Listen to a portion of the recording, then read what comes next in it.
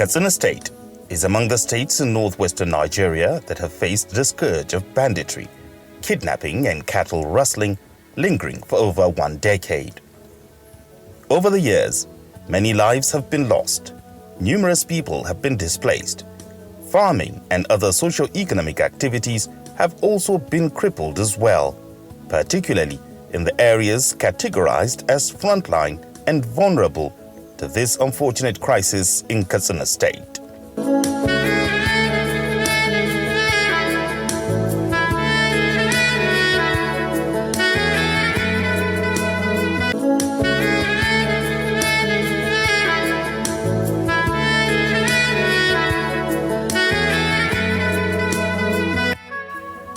Although the current administration of the state, under the leadership of Malam Dikko Umaru Radda, PhD, CON, have been implementing kinetic and non-kinetic measures to address the menace.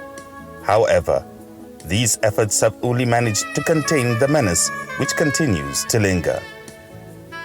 I've been saying several that I will not enter into peace deal with bandits. That I will not enter peace deal at the point of weakness, because that is what the teaching of Islamic religion ordained. And that is why we relentlessly embarked on the fight against the bandits. Thank God that if you look at my previous clips, you will agree with me that I said if any of these culprits surrenders and said he needs a peace deal, we will agree. And this is what is happening now in Katsina. We never seek the peace deal with any bandit, but it is what the bandits are agitating now. Anyway, the main issue is that we need your advice or other ideas, techniques to add to what we agree. However, from the look of things and from my point of view and from what is happening now in Katsina State, it seems all the states will enter into peace deal.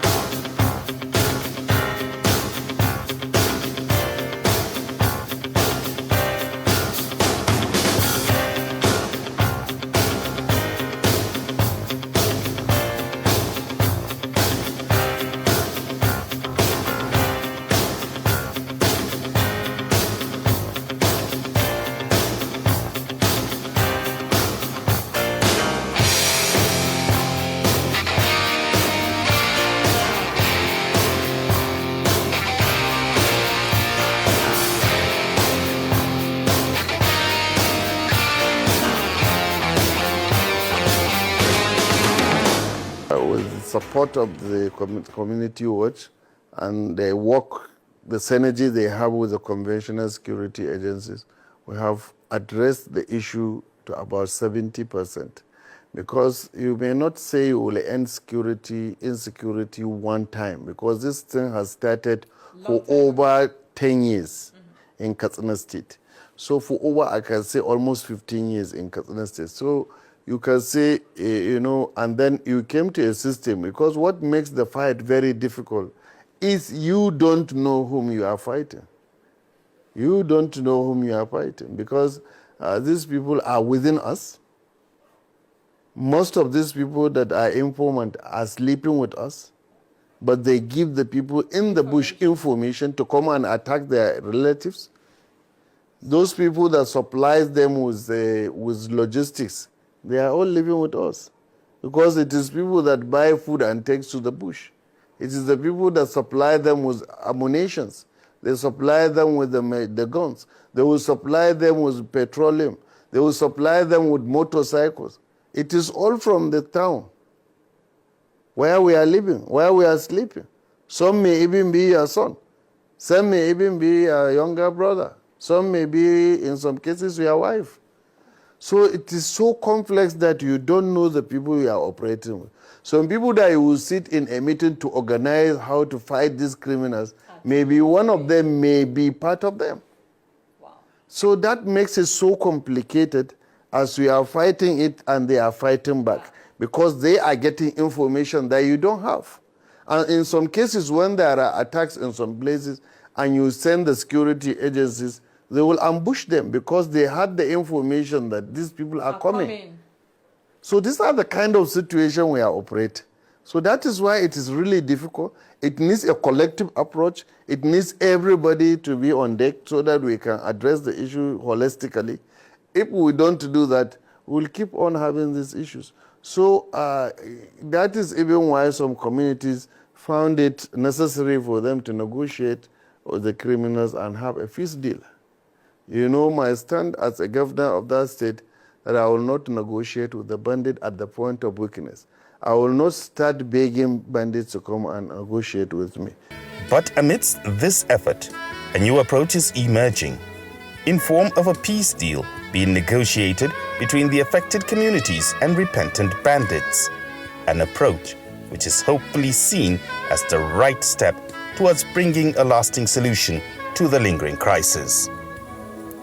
It is worth noting that this peace deal, which started in Jibia local government area, is community-driven and not initiated by the government. We can finally sleep with peace of mind. Our children can go to school without fear. There is no gainsaying the fact that the prolonged security challenges have devastating impacts on both the communities and the bandits in so many ways. The realization of this inhumane acts necessitated both parties to seek for an amicable way out of this chaos. And indeed, this created the opportunity for reconciliation between them to end this cycle of violence. I was lost, but now I have a second chance. I am grateful for the opportunity to start anew. More so, the communities have lost loved ones and livelihoods and are living in fear of attack, while the bandits, on the other hand, exhausted from living as outcasts and hiding within forests under constant fear of capture, in addition to needing reintegration to the larger society. The peace deal was initiated by communities in Jibia local government area, and subsequently, their Bazari counterparts followed suit. This peace deal is really a blessing. We are working hard to rebuild our community and ensure a brighter future for our children.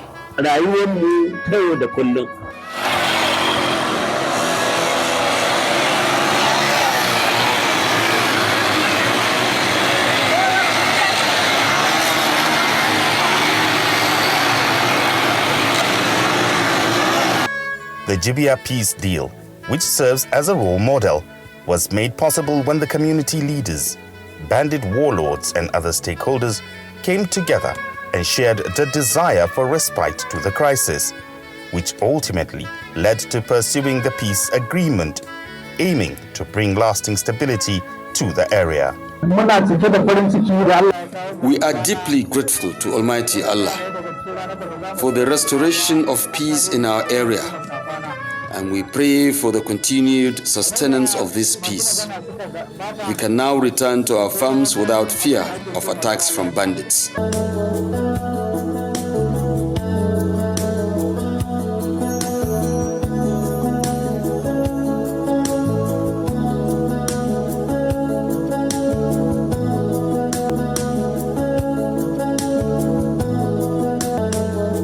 This government, under the leadership of His Excellency the Executive Governor, who is so focused, passionate, with an excellent aura of leadership, brought so many far-reaching decisions as well as far-reaching, initiatives to, address the crisis.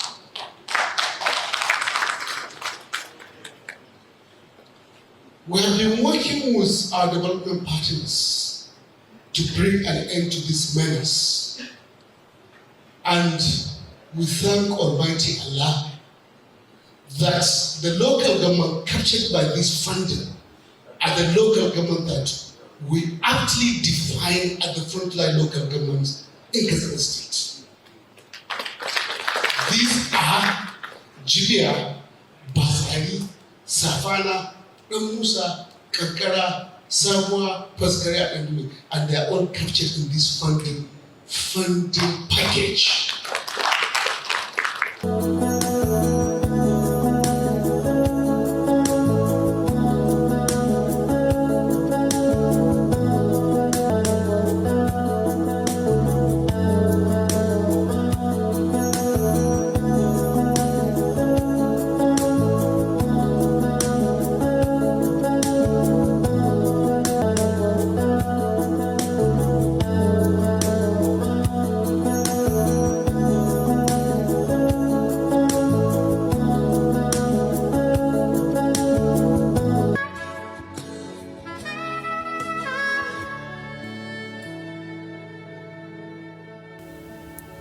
Sequel to the peace deal, a high-powered committee was formed comprising representatives from the bandits, traditional institutions, security agencies, elites, and other stakeholders among the communities to oversee the sustenance of peaceful coexistence in the area as agreed upon in the deal.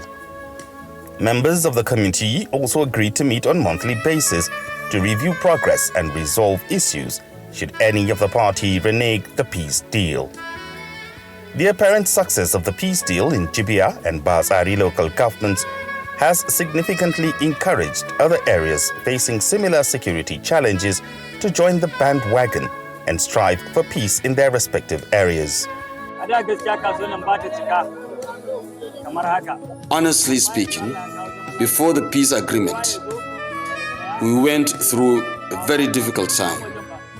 But thanks be to Allah, people from within and outside the state are now freely patronizing the Wagini market, and business activities are thriving once again.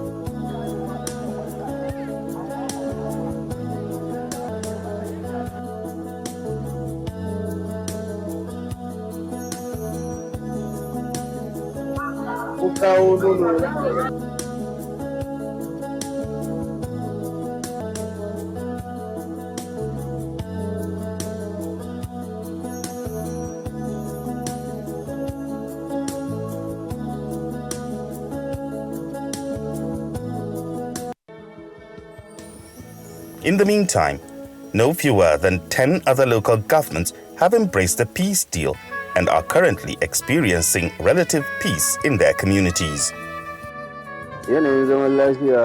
Peace has truly returned to Wagini. As a result of peace deal, we can now sleep peacefully at night, and we hope that the security challenges will soon become a thing of the past.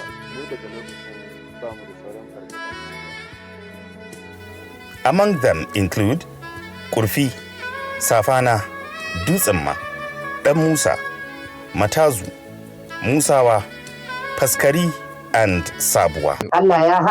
God has brought us together today. Now that we are gathered for this peace agreement, I sincerely hope it will not be turned into a matter of politics or deceit. We have come into these negotiations with honesty and trust, without hypocrisy or deceit. The peace agreements reached in Safana Dusama and Amusa were all built on mutual trust, and anyone who violates this trust will face the wrath of Allah. Only a few of us are present here, less than 1% of our people. Therefore, I call on everybody to remain patient and calm. I assure you that from today, there will be no more acts of banditry or kidnappings.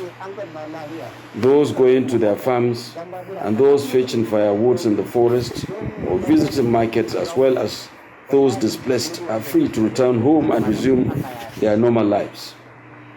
By God's grace, we also promise to release everyone in our custody. Let us stay in communication promptly to resolve any issue that may arise. We are tired of this cycle of loss. Let us return to the peaceful life we once shared. We have resolved to make peace with the people of Dusama and Safana. I urge our young men and women to remain calm and remember that nothing in this world is more valuable than peace. Without peace, there can be no progress. All we are trying to gain will be worthless without peace. We are all aware of the turbulence and loss we have experienced day and night, morning and evening. Now, by the will of God, we have the opportunity to reach peace agreements with Safana, Kurfi, Dusama, and today with Batagarawa and Charanchi. This is not by our doing, but by divine will. Therefore, let us honor our promise and live peacefully with one another. I'm pleased with this peace agreement, and I wish to appreciate the wisdom and initiative of those who made it possible. Now that these peace negotiations have become a reality, I appeal to all local governments from Jibia to Sabwa that had expelled Fulani communities to allow them return to their homes. The Fulanis should be treated with respect, just as before, and their traditional leadership structures should be restored. Today, 8th November 2025, marks a historic day for Batagarawa and Charanchi. It is the day our people regain their freedom to live peacefully with their Fulani brothers. Just as one of the Fulani representatives has said earlier, we are one big family. Wherever you go, you are identified as House of Fulani because of the intermarriages between us. Out of 10 people amongst us, at least 7 have family ties with Fulanis. We will always remain brothers and relatives. We are therefore happy with your decision to embrace peace. May God guide and protect us all as we uphold this peace agreement. We will also instruct our traditional institutions to ensure the full integration of the Fulani people into their respective communities. We must be patient with one another and uphold the trust and understanding in this peace deal for lasting peace and harmony with our communities. We, the people of Charanchi local government, are assuring you that we will do everything possible to sustain this peace, inshallah. I wish to inform the Fulani leaders that before coming to this meeting, I consulted my people through the village heads and ward heads, and they all expressed their full support for this peace accord. We collectively pledge to respect and uphold these agreements so that peace may prevail amongst us. We pray that this initiative brings lasting stability and unity to our communities. The peace accord has greatly improved peaceful coexistence between the Fulani and the Safana communities, and we are very pleased with this positive development. Consequently, normalcy is gradually returning, and the communities are currently going about their normal day-to-day life with businesses, and other socio-economic activities also thriving. We are committed to ensuring that all Savannah residents still held by bandits are released. We will reach out to the captors and secure their freedom. Henceforth, people can freely go about their farming and daily activities without fear. Many displaced persons have returned to their homes, houses being rebuilt. Children who hitherto were out of school are now back to schools and markets reopening.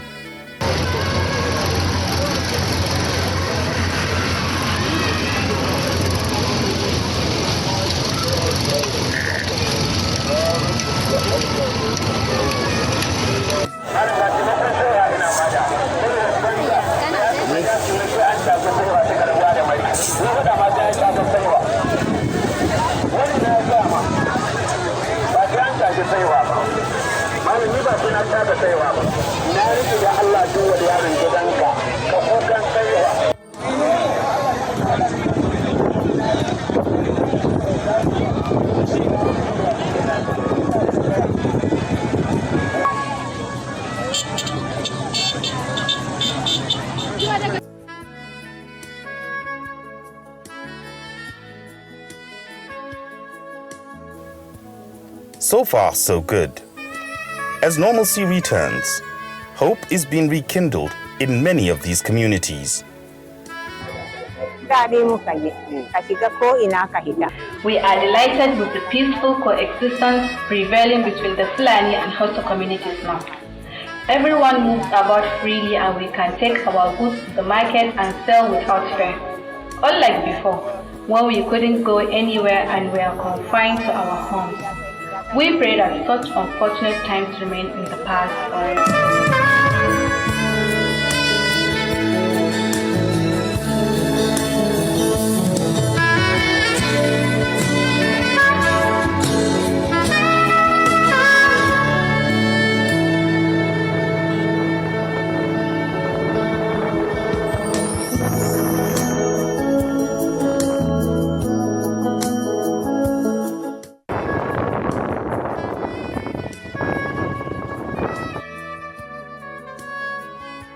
Similarly, the residents of areas that have embraced peace deal are now grateful for this opportunity to live in peace and tranquility. The bond between the Fulani and Hausa communities continues to improve as a result of this peace deal, and we hope this harmony is sustained. If the peace deal is completely done by the communities, we will come and do a holistic peace deal. And I want to start by making a sample with Jibia local government. God in His mercy, through our international engagements, we have gotten a partnership with UNDP. We match the UNDP funds squarely. So we are about to launch the 152 houses built for those displaced by the banditry in the area. Already the bandits in Jibia had approached the government demanding that wherever the peace deal took place, they want their schools to be renovated, they want their veterinary clinic, they want their hospitals and roads, and empowerment for the youth who surrenders their weapons. I set up a committee under Yusuf Suleiman Jibia and directed the committee, and any of the local governments in which the peace deal took place, they should assess their schools, hospitals, roads, that community to see what we can do immediately so that we give them confidence that we mean what we said. I want to take Jibia local government as a sample. Those who surrender their weapons be given empowerment, cattle for their livelihoods. And on the other hand, those who are displaced, we give them houses and capital to start business. If this sampling in Jibia succeeds, I think it will encourage even those who are apprehensive with the peace deal to join the bandwagon. But there is no way I will assist bandits and leave the victims. We have to do it simultaneously, hand in hand, holistically and honestly. Holistically and honestly. No society could prosper in an atmosphere devoid of peace and tranquility. As such, this crisis, which is considered as a community-based, requires community-driven solution. It is no wonder that communities plagued by security challenges in Katsina State have now taken commendable steps towards achieving lasting peace and stability.